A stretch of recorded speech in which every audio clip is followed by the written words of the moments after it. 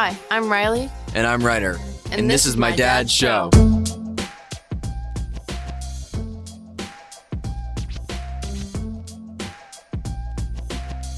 Hey everybody, it's Casey Jacox with the Quarterback Dadcast. I want to say thanks to all of our listeners, thanks to all of our sponsors for all your support.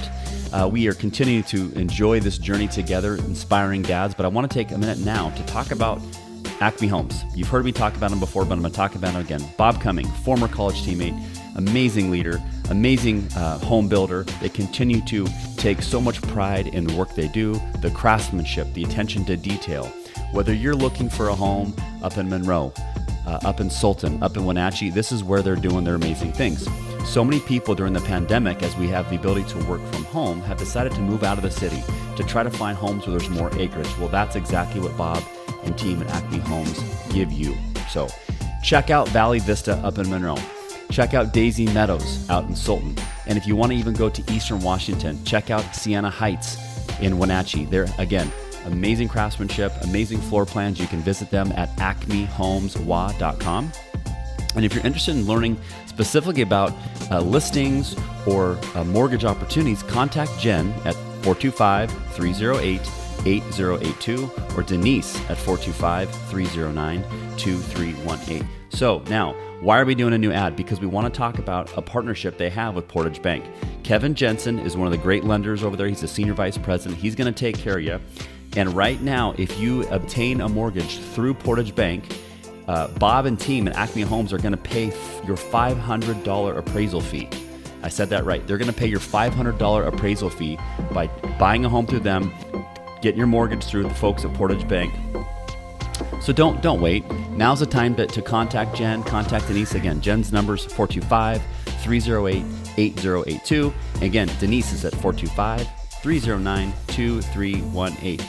Visit acmehomeswa.com right now. Don't wait. Thank you again for listening to the Quarterback Dadcast. So with that, let's get right to today's episode. Hey everybody, it's Casey Jacox with the Quarterback Dadcast, and we are in season 3, which sounds so cool to hear. If you'd have told me that we'd be doing this many episodes, that was obviously the goal. Did I know how we're going to get there? No, I didn't, but we are still doing it. And I want to say just a huge shout out to all the listeners, our sponsors. Thank you so much for your support. And I want to give a huge shout out to Chris Salem, a former podcast guest on this show. And he's graciously introduced us to the president of the Yankees fan club. That might be sarcasm, but his name's Joe Perrone. He's a business coach, consultant, entrepreneur extraordinaire on the East Coast. And we're going to learn a little bit about that. But more importantly, we're going to learn about Joe the dad. We're going to learn about how Joe is working hard to be that ultimate leader of his household. Now that his ego is jacked and he's pumped up, he's ready now to talk about fatherhood. Joe, welcome to the Quarterback Dadcast. Casey, it's so nice to be here. Thanks for having me on, and thanks, Chris, for the introduction. You bet. So are you the president of the Yankees fan club? I am not. That would be my son, Bruno. Sweet. He is everything Yankees. So we share, I know we joked, but before we jumped online, so we both have kids that are diehard baseball fans, which I love. Is it like you watch every game, listen to every game, check the stats every game type kid? So I'll tell you a story about that real quick. Is my son found that he can get the Yankees game with John Sterling calling the game when he couldn't watch it. So nights this summer, he would go to sleep on his Alexa listening to John Sterling calling the game. He would be out in about 15 minutes. Oh, that's the best. That's the best. Well, before we get started, we always start each episode with what are you most grateful for being a father right now? Right now, grateful for, first of all, we're in the holiday season, so just grateful for the time with my children, grateful for the people that make my companies run and that are in place there that help let me fulfill my dreams of being a great dad, being with my kids. I have a 7-year-old and a 2-year-old. My wife that makes all of this happen as well. And I'm just grateful for family and just having a great network of people that make this all possible.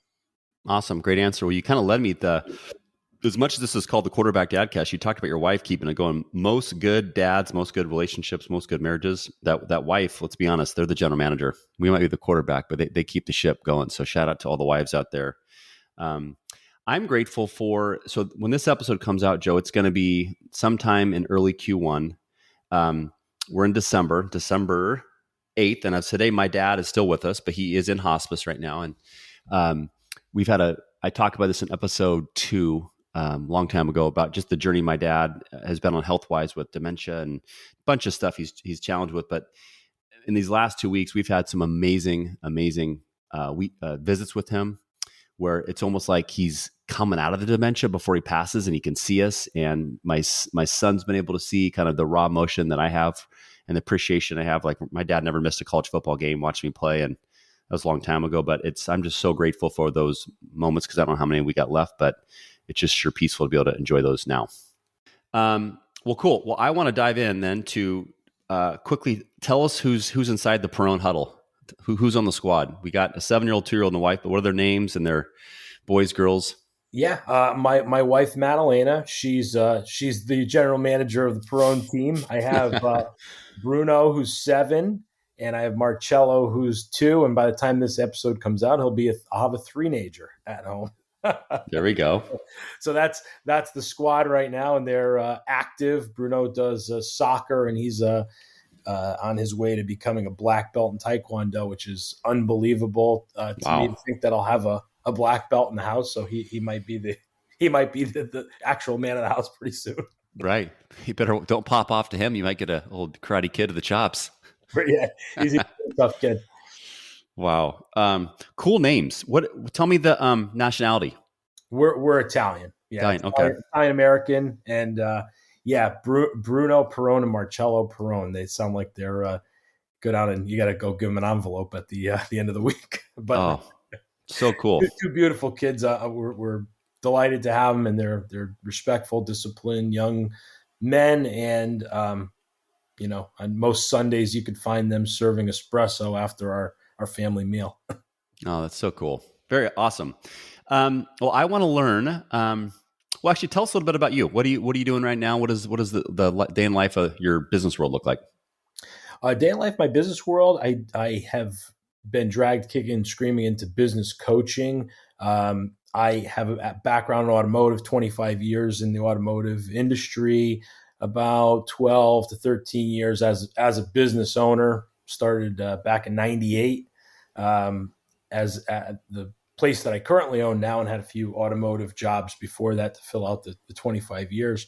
But never thought I would be in automotive, even though my father was a mechanic for 30 plus years, and didn't want me to get into that business. But he did say at the ripe old age of 16, 17, he said, just do your best. Just do your best in that. And, I took that advice and run 2 successful automotive businesses. We have, like I said, wonderful teams, and they allow me to, get to this point where I'm able to help other business owners get to their dreams, be better dads, be better moms, better parents, have a little more time freedom in that. So I enjoy this part of it. I enjoy conversations like the conversation we're having right now. And it's just amazing. And this is living my dream right now. Well, you said something that kind of spoke to me. You said you got into coaching, kicking and screaming. I didn't sarcastically do the same way, but I was a 20-year corporate guy, and then coaching found me. I did not plan to do this. I had people ask me to coach, and I was like, yeah, my kids.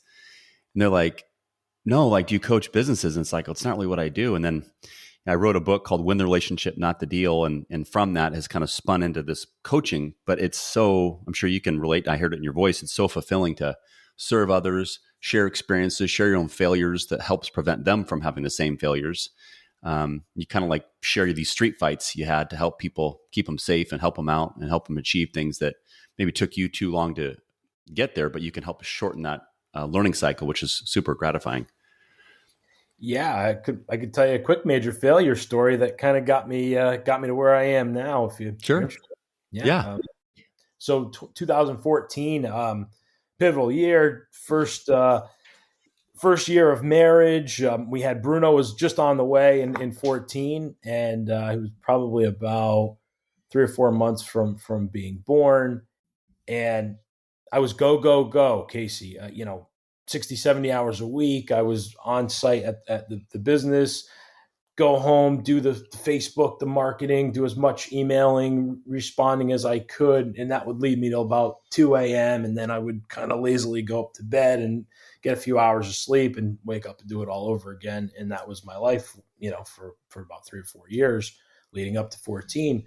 And just had no boundaries, didn't say no, just I was a people pleaser. And that was I never defined what success was for myself. I just thought that being busy was going to be like, as long as you're busy and as long as the cash is coming in, then you're doing fine. Well, I was really wrong about that. And I built up an ego because I had become this business owner, and that was my persona. I was the business owner. That was my persona, and led me to burnout in 14. And, one day my business partner gave me a free ride to the emergency room and, passed out in the middle of the workday in my business. And, I learned a lot in the 7, now we're coming on 8 years since that happened. And, I say drag kicking and screaming because I had to start with me. I had to start, going back to that mechanic and that automotive background of, diagnosing the little problems in the cars. And I had to go back in my own life and see where the hell I had limiting beliefs. I had an ego. I blamed everybody. I had no boundaries. So I had a lot of work to be done. So doing all that work and ongoing, and I love being a student of life and all of this. And as I've, found those shortcuts, found those things that, oh, wow, that really works. And, oh, I don't have to do this anymore. Like if I wake up in the morning, I don't want to do something, I just don't have to do it, or I could change my attitude about doing it. And people started seeing the difference and would ask me, Joe, I see a change, and I see where you've changed, this area of your life, and used to be really stressed out and just always have it like you had like this weight on your shoulder, but now you seem like you have a lot of freedom. And how could I get some of that? So that led to what I do now. But those conversations and all of that shaped us along the way has just been like such an amazing journey, Casey. I'm just amazed that this is where it's led to. That's so cool. Do you if you mind me asking, what was it just stress that made you pass out? Was it any other health specific ring? I was dehydrated. I wasn't eating enough. I wasn't exercising. I wasn't taking care of myself. I was slightly overweight. I just was not taking care of myself. It was everybody else but me. I felt like I had to have that S on my chest, be everything to everybody, and portray this busy business owner. Jokingly now I've likened it to the George Costanza, that episode of Seinfeld where he's kind of just running around, and I was just running, and I don't even know what I was doing. Like I had no direction, I had no point to this busyness, and it wasn't until I stopped and really did an audit of what I was doing on a daily basis and where was I expending all of this time and energy, that it got to that point where I said, okay, well, now these are things that I could change. Now, was there a tipping point that said, obviously that, I'm guessing that, but like people can't just like flip a switch and they go. So did you spend time like in therapy? Did you reach out to someone to get help? I'd love you to share it because I think this could be really inspiring for people at home. I didn't know what to do, Casey. Coming out of that, in that emergency room, I'm staring up at the white lights on the ceiling, and I'm just laying there waiting for somebody to tell me what's going on. And what I learned later on, and this is something that I love talking to anybody about, is that it's our creation. Everything up until that point was what I had created in my life. And it was my actions. It was my attitude. And looking to somebody else to solve this, I realized that I had to solve this. I had to go deep and look inside, and because I was lying to everybody else. I had this persona that I had built up. So even if I did go to a therapist, even if I did go to somebody, I wouldn't go as deep as I needed to go to tell them, well, what's really going on. Mm-hmm. And I found some mentors online. There were some dark days. Like there were some days that I really just, on paper, it looked successful. Like if somebody looked at the balance sheet of the financial and the material side of it, they'd say, oh, this guy's pretty successful on Instagram and Facebook. But me, I didn't feel successful, not one bit. And that was a really hard thing to face because that was what I had created. So in the hospital, the doctor said to me, he goes, well, you're gonna have to be on antidepressants for a long time. And I had just gone through a period of time when my brother had been addicted to drugs, and watched him, battle that and get through that. And I said, I'm not going to take a pill. I'm not going to take something to fix this. I need to fix this. And that was a wake up call when the doctor said, the professional said to me, hey, you're going to have to be on antidepressants, and this is what your life is going to be like. I shook my head and said, the hell with that. And it woke up something inside of me that now I have to go and actually do something to fix this. Mm-hmm. That's awesome. That's awesome. Well, I want to rewind the tape a little bit, and I want to learn. This is awesome. So thank you for sharing. Thank you for your vulnerability. I think that hopefully speaks to a lot of dads at home that might be going through similar challenges, that you can get through these times. But I want to learn about your family, how you grew up, how your parents impacted you, and maybe share some lessons you learned as a kid now that impact you as a father. Oh yeah.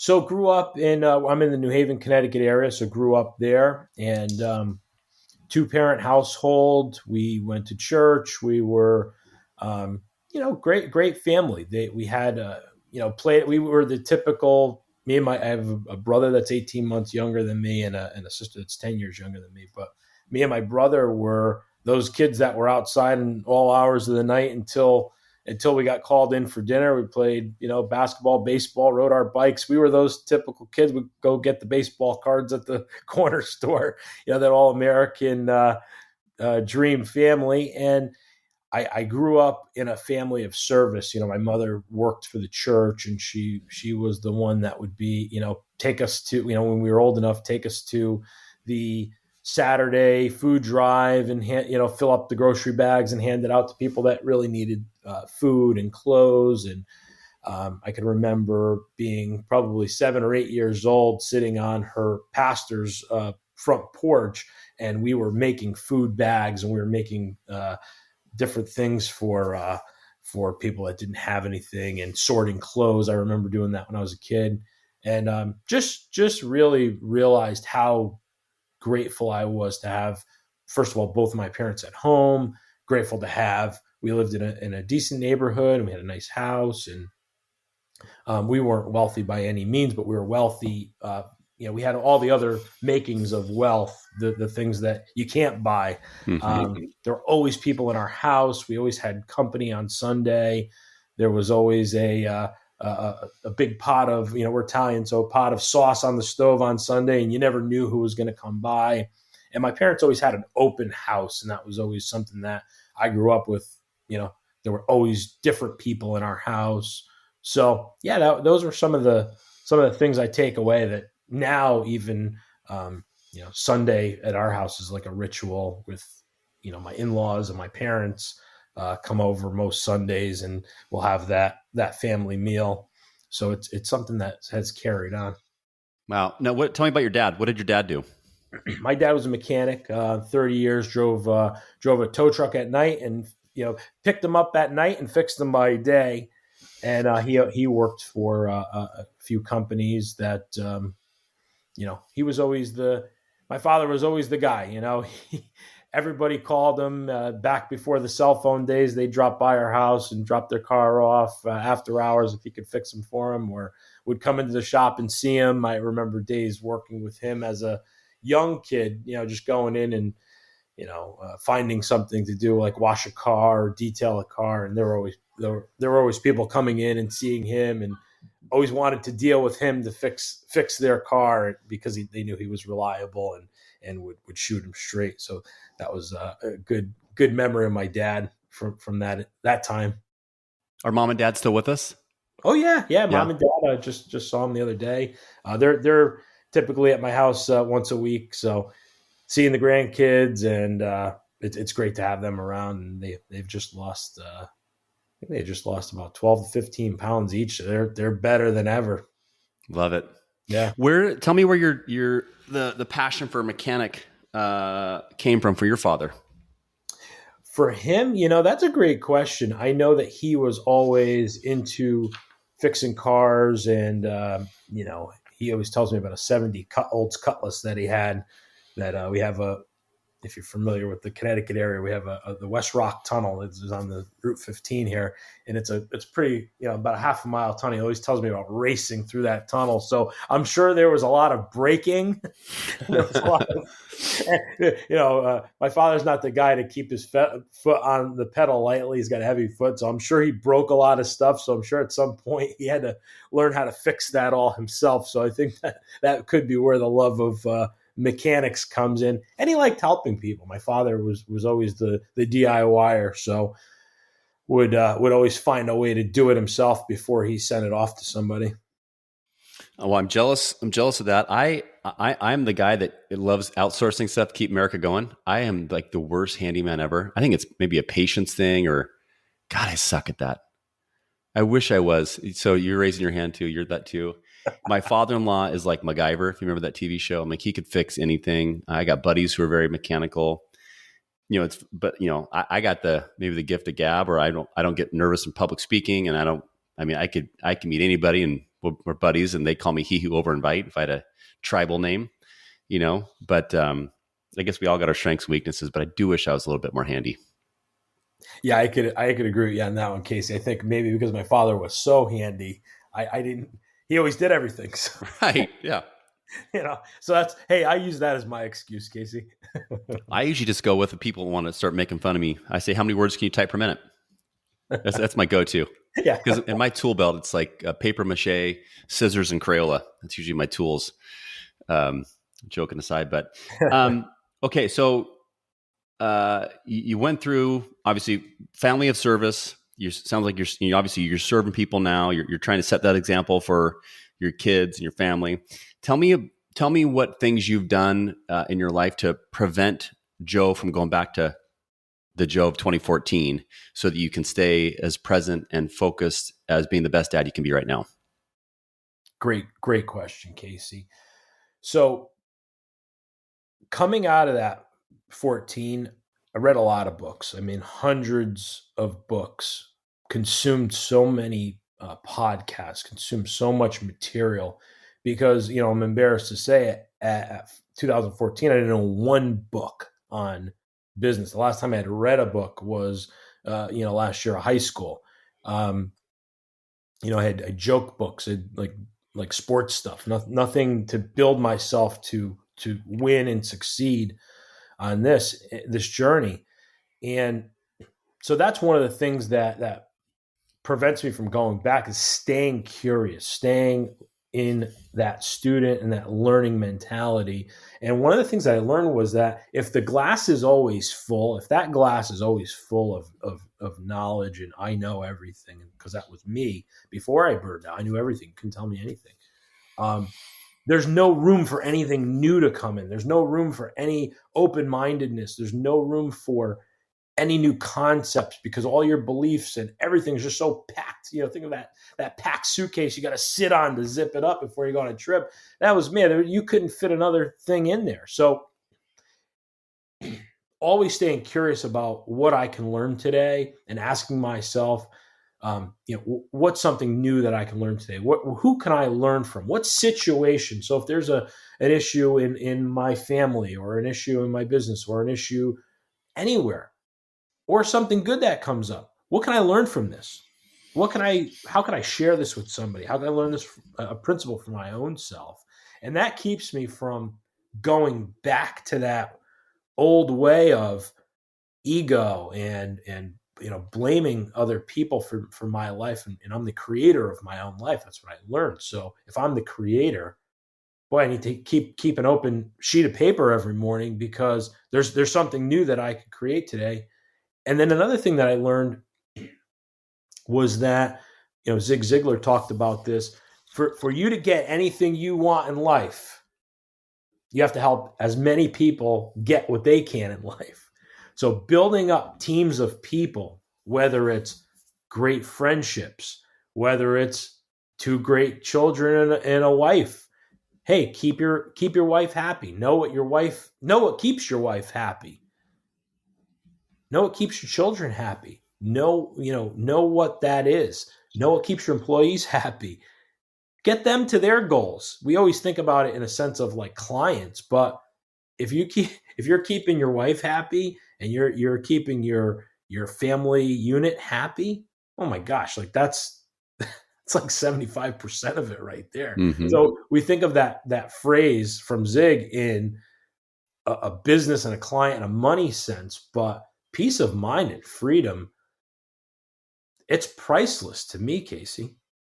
Yeah, no, I love that. I think I talk a lot about with my clients and the coaching work I do around just relationship building. I think as fathers, we were constantly building relationships, serving others. But I like the metaphor of being a boomerang, and but don't keep score. So throw as many boomerangs of positivity, of service for others, and if it comes back, great. If it doesn't, who cares?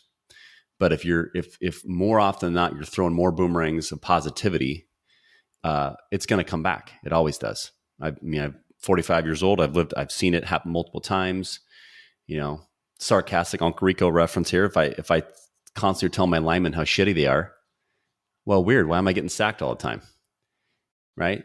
If they know they're having a bad game, I don't need to remind them. They know, right? But if I say, hey guys, find ways to bring something positive, build them back up. Well, maybe that gave them the inspiration to kind of block a little bit harder for the next play.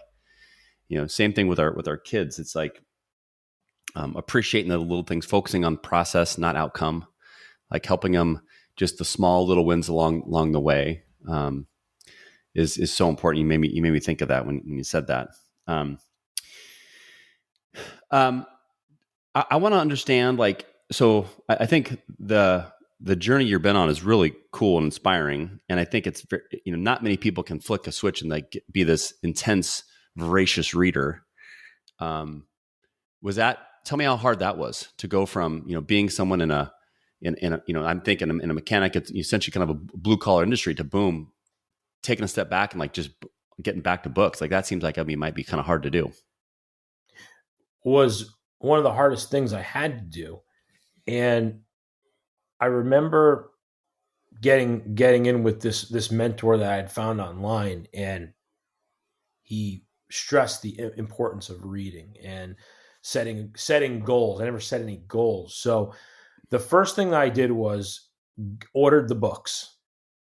Just got the books here physically. I wanted to see them. I wanted to touch them. I wanted to feel them. He underscored the importance of writing in your books and writing in the margins and keeping notes. And that process of interacting with the books really helped me have a physical thing there that I could see it. Now I have to dedicate this time. Oh, I didn't have the time. That's the excuse that I kept using. I don't have time to read. And in the program that I was working on, it said just carve out 10 minutes. 10 minutes in the morning, 10 minutes at night. So 20 minutes a day, 5 days a week. Take the weekends off. So you have 100 minutes that you can read. So then I started learning, okay, if I could just do this 100 minutes, okay. And that was hard. That was hard to make that habit. But he said in 67 days, you can create a new habit. It's scientifically proven. And I said, okay, can I do this for 67 days? I don't want to go back to the taking antidepressants and take. So that was my rocket fuel forward to say, can you read just for 10 minutes a day? To not take antidepressants, to not go back to passing out on your floor of your business and freaking out and, losing it. I punched holes in walls, and I was I had a bad, anger. It was really bad. I don't want to go back to that. It's not working for me. Right. I don't care how much money I'm making. It wasn't working. Physically, I just felt like crap, So that's what I had to make a shift in. And I 67 days, and it took off, and I started reading and learning from.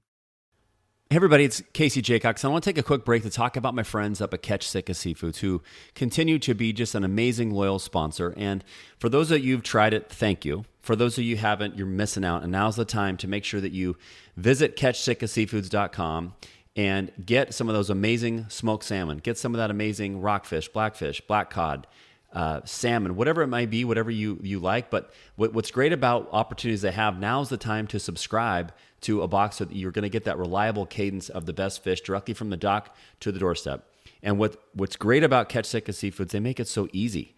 So those that maybe aren't the best chefs at home, doesn't matter. They're going to give you this beautiful, nice laminated recipe card that tells you exactly how long to cook it, whether you're going to barbecue, you're going to bake, you're going to fry, whatever the way you want to do it, they're going to make it easy. So please visit them today, catchsitkaseafoods.com. Sign up for a subscription so that you know you're going to get the best fish delivered directly to your door. You won't regret it. And just like my daughter Riley says, Dad, I don't even like fish. And she does now because of my friends up at Catch Sitka Seafood. So with that, let's get right back to today's episode. People, learning from Sam Walton, Zig Ziglar, Jim Rohn, Earl Nightingale, Howard White, Og Mandino. Like, these were Les Brown. Like, these were my mentors. And what I learned was that these people were mentoring me now. These were my mentors. And if I would sit with them for 10 minutes a day, 10 minutes in the morning, 10 minutes in the afternoon, I can learn from them, and I could model their success, and I can have the results that they were talking about. Well, if I could do that 10 minutes in the morning and 10 minutes in the afternoon, what would happen if I did it 20 minutes in the morning and 20 minutes in the afternoon? And then I challenged myself to just consume these books. Now it wasn't time. It was, okay, I want to get through this book this week. I want to learn from Les Brown this week. I want to learn from Og Mandino this week. I want to sit down with them, and I want to download every ounce of content I could. And that spawned into, okay, well, if I'm reading this, now when I'm driving half hour to my shop and half hour home, I have an hour in the car that usually I'm just calling my buddies and we're talking about sports, or we're talking about BS, or how about I purposely take that 5 hours per week and I dedicate it to podcasts. I dedicate it to, Les Brown's got a seminar. Okay, well, can I listen to that? Can I consume that this week? Now I learned from his book and I learned from his seminar in a week's time. So I just started building off of that, and I just became so hungry for the wisdom and the knowledge that they put out there, because they had the results. They had the results that I wanted. Love that. I think it's so cool. I think it's so cool that I wrote this down. I hope everyone did too, but carving out 10 minutes, because we stop real quick. You said something that's so important. We don't have time. BS. Everybody has time. We all get 1,440 minutes a day. No one gets more. No one gets less. We all get that. So, and I have 5 swear words that I don't let my clients say. I don't let my kids say. I try not to say it. I just said one of them. I don't say these, which is need to, should to, want to, have to, and can't. All those words do, I'll say them again, need to, should to, want to, have to, and can't. All those words do, in my mind, are create anxiety. They create false hope. They create a wish without any concrete plan. And I love that you just said, I will carve out 10 minutes. I will, heavy all caps, carve out 10 minutes a night. Measurable, easy to do. Not something like, all right, I'm going to read Gone with the Wind in 33 minutes. Well, that's not going to happen, right? It's kind of like if you don't work out and you want to then run a marathon, like, have realistic goals. That is a super realistic goal for dads if you want to just try to learn something today from Joe. But this curiosity, this mindset that you have, talk about how that mindset's helped you in fatherhood, and talk about how that's helped you want to teach or help your kids once they get older. Maybe your Bruno might be old enough yet, but like this mindset, this growth mindset, talk about how this has helped you as a dad, maybe, or even as a husband. Oh my God.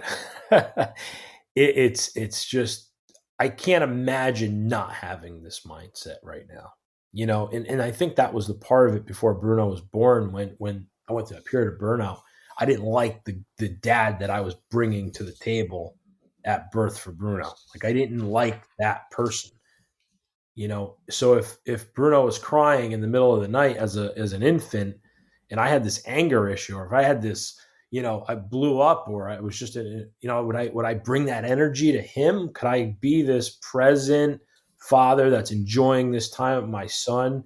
And as a newborn, could I do this? Could I handle this? Because I had no patience. So that was the energy that I was bringing to the table. And my wife is a labor and delivery nurse by that's what she does for a living, and she told me a lot of stories about all of this and how new parents, she understands that, and it honestly freaked me out. I'm like, I don't have patience now. Now I'm going to have to wake up at 2 a.m. 4 times a night. Like, that scared the crap out of me. Mm-hmm. So having that, taken that journey for myself as my son grew up, now I start seeing the importance of spending time with my family. What am I creating in this business? What is this that I'm creating? Am I creating something that's this big monstrosity that's a tribute to me and my business partner, or am I building something that allows me to gain freedom to spend more time with my kids? And I'll tell you, at 7 years old, I've never missed anything for Bruno. I've never missed anything for Marcello. And that's how he's able to take his Taekwondo lessons. And that's a gift I'm giving him for the future of 2 or 3 times a week. He's at that studio. I sit in the car. I read my book in that car. I wouldn't have thought that way prior to that. I would have thought about that as a severe inconvenience to my time, that I have to sit there in the parking lot and wait for 40 minutes and 20 minutes back and forth of a drive. So now I'm an hour and a half. I would have saw that as a wasted time. Like, what am I going to do with this time? Mm-hmm. Right? Why do I have to do this? I got to run around.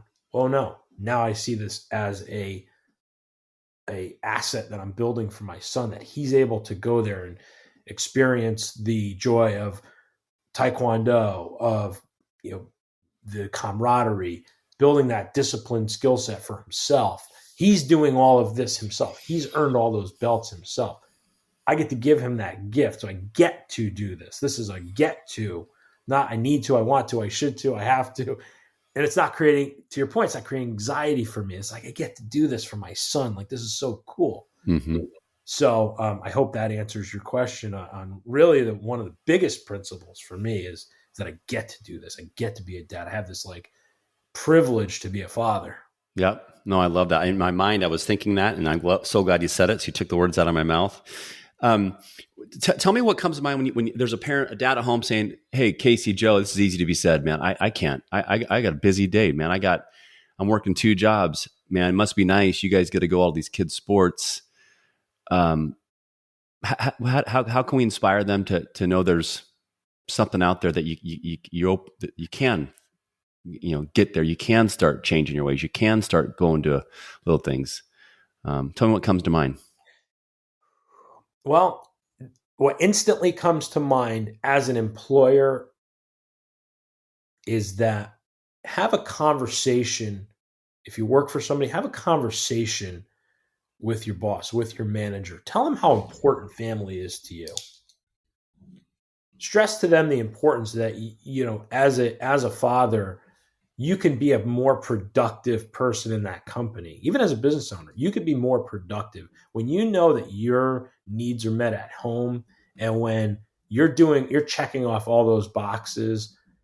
When an employee comes to me and says, "Hey, I'm not going to be in next Monday. It's my son's all-star game tryouts."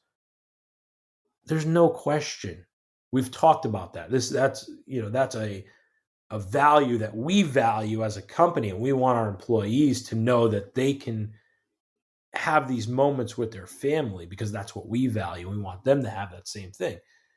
I've never had an employee that we've let go to any of their things during business time not produce for us. like they're happier employees. They do better work. They're less distracted. They're not on the phone fighting with their spouse or arguing with their kids. They're present in their job. They're present at home. So if you're an employee, you're a dad, you work, you work a lot of hours, I would talk to your employer today and ask them about, what can I do to make them a part of this? Show them how they're helping you be a more present parent and then being a more present employee, because you don't have to deal with these distractions that come from disconnected fatherhood. Love it. And people at home, Joe is a boss. He's telling you, come to the boss. So there's many other bosses out there that are going to say the same thing. It's easy to sit back and say, well, I can't do it. My boss he or she's not going to think that way. Well, how do you know? Are you telling the story that you want to be? That's a victim mindset. That's a scarcity mindset versus just be curious, give your boss the benefit of the doubt and explain to he or she how important this is to you. As you were saying that, Joe, you made me think of the story when my son, so I have a 15-year-old and 13-year-old, when my son Ryder was, call it 10 months old, I was in a very corporate, pretty high performing, intense sales job, and a lot of pressure, good pressure, but it was pretty intense. And I remember I was leaving at like 6:30 in the morning or 6 in the morning and leaving at like 5:30, 5:45 at night, getting home at 6:40, 6:50. My son was going to bed at 7. I had 10 minutes a day with my son. I'm like, this sucks. This isn't what dad life's like. And I remember going to my boss, shout out to Angela Ronica, now in San Diego. I said, Ange, this is not working. Like, I am miserable. Like, yeah, I'm helping the company make money. Yeah, I'm doing well for myself and my family, but I don't get to see my kid. And I got to figure something out. And she's like, well, what do you mean? I'm like, I don't know. I'm coming to you for help. And she was like, well, let's talk about it. And so we turned my job into almost banker's hours. So 7 to 4. And this power thing called a cell phone. So essentially at 4:00, unless it was like mass tsunami warning or earthquake warning or tornado warning, I was leaving. And because we're all replaceable. We think we aren't, but we aren't. And I don't know about you, Joe, but if I dial 911, my phone's not ringing. Is yours? Probably not, right? So we're not that important. And so I found that I would from like 5 until 6:30, 6:45, 7, it was nothing but family time. I had to put my phone away. And then at night, I'd for maybe 8 to 9 o'clock, I'd have to get back online, clean up email, clean up some documentation with customers. But to your point, I produced way more and my career freaking went skyrocketing because I was a present dad. I was a present employee, present service mindset for my customers. And so that totally spoke to me. And I hope there's people at home thinking that, here's two guys that are proof. We're not making this stuff up. And I hope that people get inspiration out of our conversation, that there is something you can get out of doing that. So thank you for sharing. My pleasure. Okay. So we've talked about the positives. You've shared some challenging times, which has been great. As you think about your current dad game right now, we're watching film in the football quarterback room and we're evaluating Joe, the dad. And tell me if you're coaching Joe right now, tell me what is a gap that you're working on right now that maybe other dads at home might relate to. Mine's patience. I'll go first. I'm always self-aware about when I feel my patience, I have to check myself. But for you, tell me what comes to mind as an area of your dad game that you're working on, just trying to improve to be that ultimate leader of your home. I could also double down on patience, but I'll go with being fully present. Absolutely present with no distractions. And that is, I'm almost there, but sometimes the email ping or the phone will ding and I'm home, I have the shops, but I'm only there 5 or 6 hours per week. The rest of the time I'm in my house or I'm doing some networking, but most of the stuff is done from home. And I found myself, because I'm home, I'll check the phone and I'm playing Hot Wheels with my son, just before we came on, playing Hot Wheels with my son. Well, if the phone's off, that's an access point. I talk about access points a lot. And back in the day before cell phones and email and stuff, remember when your parents would just take the phone off the hook? Yeah. And just let it go to busy? Well, let's do that with our cell phone. And that's what I have to remind myself. Shut the phone down. You're not on the other end, like you said, 911. Nothing is going to fall apart. Right. It will all be there, guaranteed. They'll still be looking for you when you turn that baby back on. Right. You can be fully present to answer it and not and have that right answer for whoever you need to have it for. But when I'm with my kids, what I'm working on is shut it all down, shut the screen, shut all the alerts off.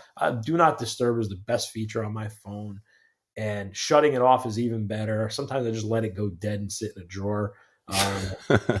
And that's what I'm working on. And when I wake up in the morning, it's that leave the phone, just leave the phone.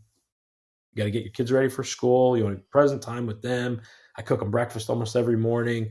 And it's just, that's like my sacred time with my kids where they need dad there the most. And if I have a phone in my hand, as much as I'm there, I'm present.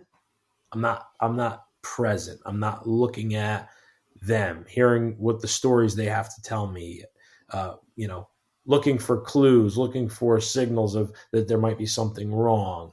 And it's very, very easy to do and miss if we have a cell phone in our hand. So cell phone, it's right here, it's off, and it's just because I want that present time. I want that present time with you. I want that present time with my family.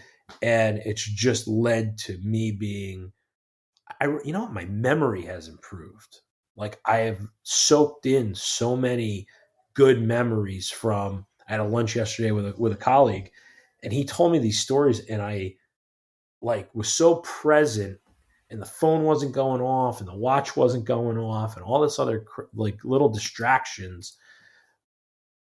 And I want more of that. I want more of that with my kids. I want more of that with my wife. I want more of that with my networking partners and my clients.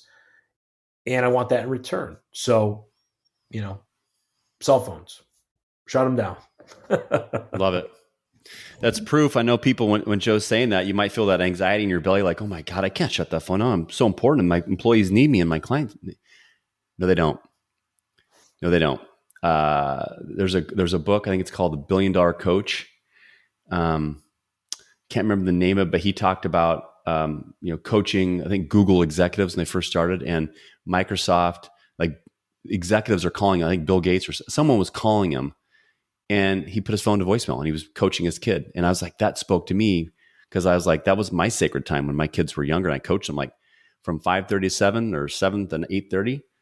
I'm coaching my kids, and I got like that rejuvenation. So I love that you shared that. I think that's great advice for people. And I wrote down access points and quotes. Shut those access points off, right? And being fully present doesn't mean, being present doesn't mean you're with your kid, you're sitting next to them as they're playing Hot Wheels, but you're looking at your fantasy football league. It's to, like exactly what Joe said, shut it down, right? And maybe start small. Start with a 10-minute, like Joe, how he did with reading. Start small and build the habit, because that's really what I think any sort of change is. Habitual change. Changing our habits change our outcomes. So I love conversations we've had so far. Before we go into the lightning round, when I go completely random on you and you get inside of the head of a jacked up college, former washed up quarterback, if you had to summarize what we have talked about today in terms of actionable tasks that dads can take what we talked about to try to start taking steps forward to be that ultimate leader of their home, tell me what's 2 or 3 things that come to mind that you might want to share with them. First thing I tell as many people listen is slow down.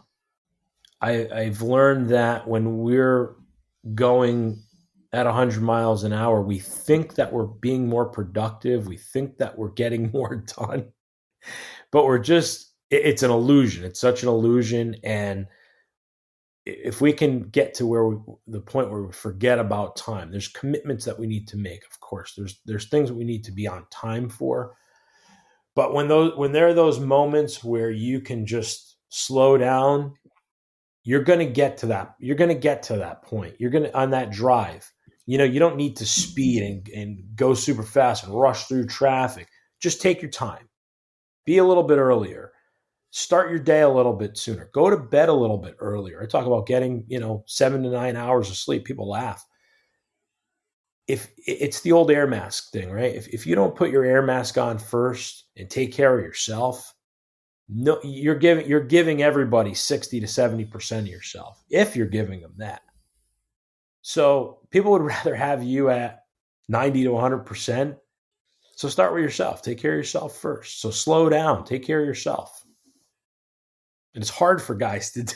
It's so difficult. But I believe that you, Casey, and there's a lot of other people out there that we're going to change this paradigm, man. We're going to change that stigma that self-care is selfish, or you can't be a guy and take care of yourself. You have to take care of yourself. Love it. What else besides slowing down and taking care of yourself? What else comes to mind? Get clear on what you want. Get clear on what it is that you want. When we're all gonna kick the bucket at one point. That's a given. When you get to that last day, what do you want to have? What do you want to have happen? Where do you want to go in your life? What do you want to see? What do you want to do? What do you want to be? It's so important to write that stuff down. Get so crystal clear on what it is. If I say to my wife, hey, you want to go out to eat? And she says, yeah. Where do you want to go? Anywhere. Okay, well, I could take you to all you can eat buffet. That'll fill our bellies up, but is that going to be the desired outcome that we want? When she says, hey, I want to go to this restaurant, I want to have this, oh man, well, that's getting okay. I could work with that. So getting clear and crystal clear, digging down and getting curious on the things that you like. We forgot how to dream in our lives. Start dreaming up those things. If you want to go to your favorite restaurant, you want to go on a Tuesday, well, make plans to go on a damn Tuesday. There was an old champagne ad back maybe from the 60s or the 70s, and they said, like, that's the Tuesday night champagne. I'm not saying you have to be, you drink, but have that favorite thing on a Tuesday. Don't wait for Saturday night to do it. Do it on a Tuesday. That's 24 hours. Why waste it? Right. Get clear and enjoy that stuff. Enjoy today's day. Love it. Maybe your stories are good, Joe, because you're making me think of stuff. Like, so we're on a Wednesday. Last night was Tuesday. And my daughter's she has a 2-hour basketball practice, and then they do an hour of training afterwards. It's like a 40-minute drive from our house where this happens. So instead of saying, oh God, I got 3 hours of basketball. I mean, it's versus what a gift. We get to go drop her off. She gets to get a great workout in with her teammates, gets better hoops. And I got a 3-hour date with my wife. Amazing night. So we get date nights now, And so I think back to your point is like, that was clear for us. We're slowing down to make time for our marriage. Love that. Anything else? Slow down, get clear on what you want, dream big, be curious, take time to take care of yourself. I think those are great. Anything else that comes to mind? Give as much as you can. Give. And we, been conditioned to think that giving is just money and resources. Wake up and send a cool text out to somebody that's inspiring you, somebody that's made a difference in your life, somebody you haven't reached out to. We'll get these intuitions. People will just pop into our mind. That's a clear sign to reach out to that person. That person could be going through something that you have no clue what they're going through. Mm-hmm. Reach out and text them. As guys, we got to be better about that. Text our buddies, text people that, our family members, the people that we need to honor, respect, and admire, mentors, people that helped us. You shouted out to your boss there a little while back. If we can start our day with a gift of gratitude, an actual text, just something quick. It doesn't have to be this long, drawn out email. Hey, I was thinking about you. Just hope you're doing well.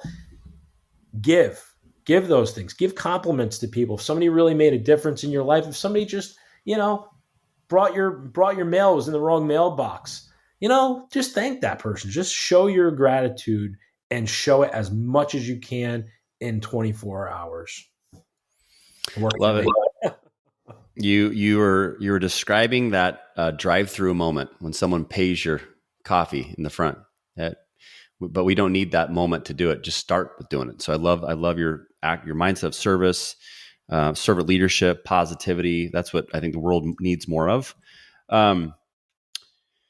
Okay, lightning round time. Your job is to answer these questions as quick as you can. My job is to hopefully get a giggle out of you because the question is going to be so random. Okay. Are you ready? I'm ready. Okay. Favorite baseball movie? Sandlot. Okay. Favorite comedy 80s movie? Uncle Buck. Okay. If I was to come to your dinner right now, what are you making me? And it can't be pasta. Making Italian pulled pork. There we go. Sounds good. If you were to book a vacation right now, where are you going? Lightning round. Oh God. Aruba. Okay. True or false? Last song you listened to in your phone was Tiffany, I Think I'm Alone Now. False. Okay. Not true. There's my giggle. Got it. If there was a book written about your life, what would be the title? How I went from burnout to freedom. When are you going to write it? It's in process. There we go. Now your book is making the big stage. We're going Hollywood. Tell me who's going to play you and win a Golden Globe. I don't know his name. He was just in Belfast, the lead actor Belfast. I can't remember his first name. I just watched it last night, and I said, that's one handsome guy right there. No wonder why my wife wanted to watch this movie. I thought you were going to say Jason Alexander Costanza, but I'm glad you didn't say that. Favorite? Are you a golfer by chance? Am not. Okay. Favorite Yankees memory as a fan? Oh man, taking my sons to their first Yankee game, and they made a sign, and we got them up on they were up on the big screen at Yankee Stadium, both of them. Love it. Yeah, it was unbelievable. Awesome. And then last question. Tell me the last book you read and why someone should read it. Last book I read is the last book I completed was Every Day a Friday, right here by Joel Osteen. It's truly, like we were saying before, you don't have to wait for Friday and Saturday and Sunday to live that life of your dreams. You can do it Monday through Thursday. People say, I hate Mondays. Well, that's 14% of your life is lived on a Monday. So if you want to start pissing away 14% of your life, don't live on a Monday. Wait for Friday, Saturday, and Sunday. So I like the phrase, thank God it's Monday. Mindset. There we go. Lightning round's over. You did outstanding. If people want to learn about you, they want to learn about the services you provide, whether you're in the East Coast, got to get car fixed, or whether you want to get coached by you and your company, tell me the best way people can learn more about you and find you. joeperrone.biz, 2 R's, PERRONE.biz. And they can find me on all the social media channels, Facebook, Instagram, LinkedIn. Would love to connect. I love conversations, love meeting new people, and love serving as many people as I can. Cool. Joe, it's been an honor to talk to you.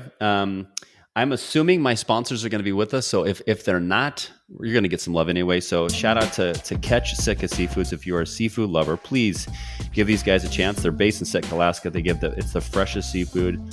My daughter, who was a quote-unquote pizzatarian, Joe, which I didn't even know existed, got turned into a pescatarian. She loves fish now, loves whitefish, loves salmon, loves their smoked salmon.